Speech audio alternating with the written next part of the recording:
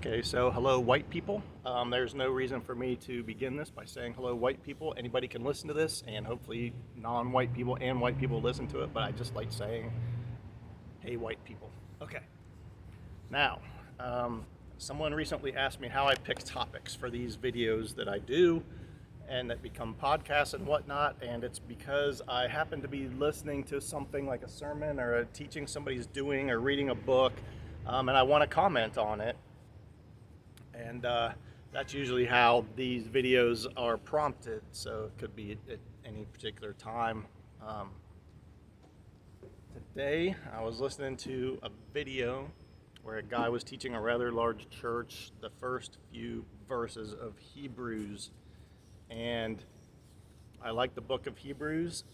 In the Bible, there's two groups being discussed at any given point in time, and it matters who is being addressed when we interpret. Now, there's the Jews, the Hebrew people. They were the only ones who were under the Mosaic law, what we call the first covenant. It's described in the Old Testament.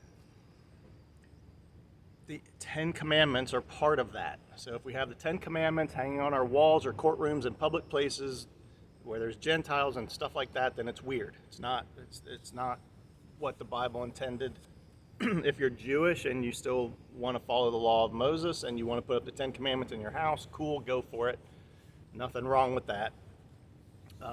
Ten Commandments were not meant for Gentile people. Okay, so in the New Testament, it's the difference between Gentiles and Hebrews is huge in interpretation, but it's largely been ignored because people think I'm a Christian, so the whole Bible applies to me, especially the whole New Testament, and churches and pastors teach it that way. That any book or anything written in the New Testament is meant directly from God to my personal life. And especially in the West, we as individuals, we think it's about us as individuals. We'll get into that in a bit later. The book of Hebrews is awesome because it's the biblical authors going along, and it's kind of like they're saying, okay, now I want to say something just to the Hebrew people, the nation of Israel, the people who were under the law with Moses, that nobody else was under.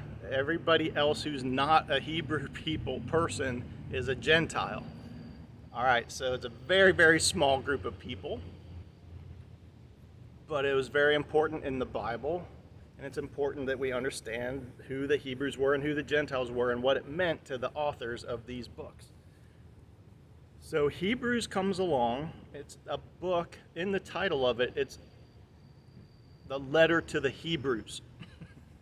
Now, it's funny because in 40 years of me being a Christian, I didn't really get that. It never really registered with me. But then as I thought about it recently, I'm like, it's a letter to the Hebrews. It tells us in the title who it's for.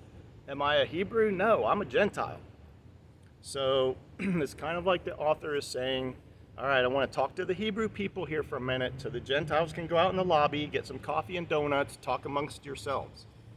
Now, of course, as Gentiles, we can read the book of Hebrews like I'm going to explain, and it means something to us, but it doesn't mean what we might think it means. So here we go. So the guy in the church teaching Hebrews to his church, to Gentile people predominantly, there could have been some Jewish people in the crowd, but he's teaching largely to people in the Christian religion these verses. So let's read it real quick. I'll find the right page. Therefore, since we are surrounded by such a great cloud of witnesses, let us throw off everything that hinders and the sin that so easily entangles. Let us run with perseverance the race marked out for us, fixing our eyes on Jesus, the pioneer and perfecter of our faith. For the joy set before him, he endured the cross, scorning its shame, and sat down at the right hand of the throne of God. Consider him who endured such opposition from sinners, so that you will not grow weary and lose heart. Now, this guy teaching in his church went into the bulk of his teaching was about shame and guilt in our personal lives. Okay, now we already established that this letter is to the Hebrews. So already, if we're trying to apply this to our lives as Gentile people who like Jesus, we're not interpreting correctly. It's just not. There's no choices here. It's just not accurate. Okay. That being said, it's not that the Bible doesn't say things about guilt and shame, it does, but we can't get that from these verses. What are these verses talking about? The reason the author's writing the letter to the Hebrews is because in these early Hebrew communities of people that started to like Jesus, they were Jewish people that started to like Jesus. They were predominantly, almost entirely, communities made up of the lineage of Hebrew people, Hebrew slash Israel slash Hebrew, it's all the same thing, people.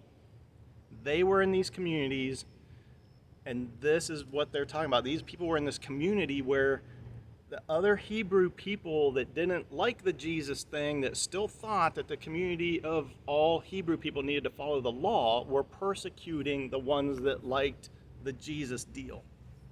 They were persecuting them severely. These people were suffering because they decided to go against following the law that their culture and 2,000 years of history told them to do, because now it seemed God was telling them through what happened with Jesus that there was a new covenant. Okay, that's a lot packed in a few sentences there.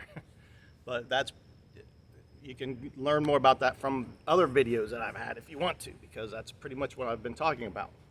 All the meaning of that is usually largely ignored in Christian interpretation of the Bible. Okay, so where are we at here? These people were being persecuted. And in the book of Hebrews, this phrase, let us run with perseverance the race marked before us, fixing our eyes on Jesus, setting aside the sin that so easily entangles us. I read that a little bit backwards because I don't have my glasses on. This phrase, the sin that so easily entangles us, this has always been taught. Sin meaning we don't follow, we have trouble in our Christian lives because we do bad things. We kick our little brother when we shouldn't. This is sin. That's not what the sin means to the author of Hebrews. In the beginning of Hebrews, this author establishes that sin is not following what God has now said. Now, the book of Hebrews says, yes, God did establish the first covenant, but now God has established a new covenant under Jesus. Now, whether we believe God said this or that is a different discussion, but for now, this is what the author of Hebrews is trying to convince these people of, that there is a new covenant, and they're being persecuted because they are not following the tribe. They are going off and doing something that the greater Moses-following Hebrew people think is threatening the national security of the entire tribe by these people splintering off and doing the Jesus thing. So that's wrong, and it needs to be punished and persecuted. That's how they feel about it. The author of Hebrews is saying, no, this is what God has mandated. God has said there is a new covenant of freedom that Jesus brought. So the sin he's talking about is the sin of not listening to God and continuing to follow the law.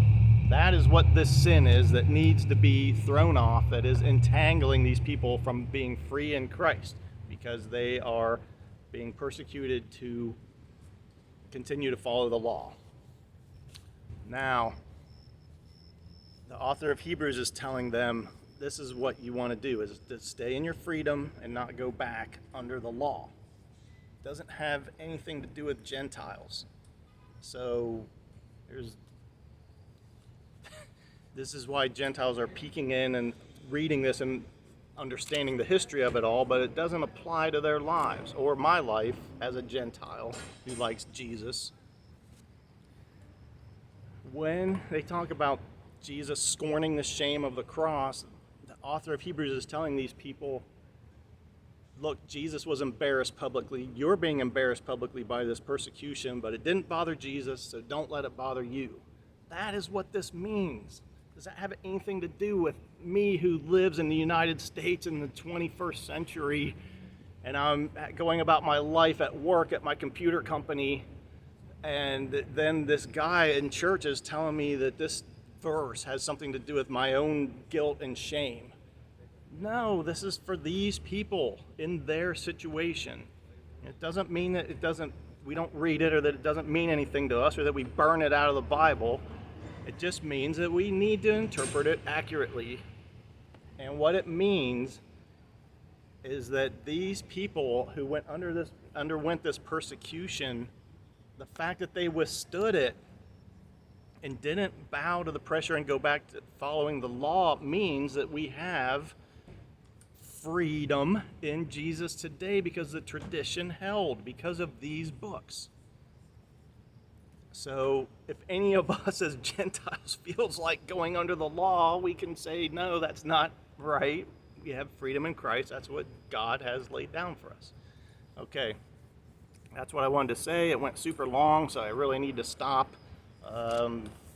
Give me your questions, comments, anything like that. That would be awesome. And read the book of Hebrews. It's freaking awesome. I love it, and I will talk to you later.